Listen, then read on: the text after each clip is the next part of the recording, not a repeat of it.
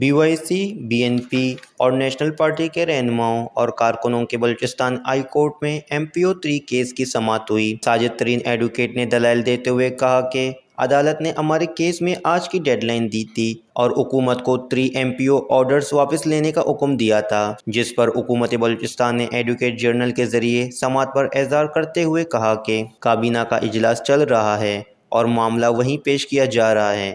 اگر صرف ایک دن مزید دیا جائے تو ہم مثبت جواب دیں گے، جس پر chief justice Balochistan high court justice Ijaz Swati اور جسٹس عامر رانا نے کہا حکومت معاملے پر تاخیر کر رہی ہے، ہم کل تک حکومت کو آخری موقع دے رہے ہیں۔ اگر کل کی سماعت میں حکومت 3 MPO کیس کے حوالے سے کوئی مثبت خبر نہ لائی تو عدالت اپنا فیصلہ سنائے گی۔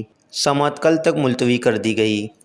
اس موقع پر BNP کے مرکزی سیکریٹری اطلاعات آغا حسن ایڈوکیٹ، ظریف بلوچ ایڈوکیٹ، جلیل لانگو ایڈوکیٹ اور دیگر بھی موجود تھے۔ وش نیوز، کوئٹہ۔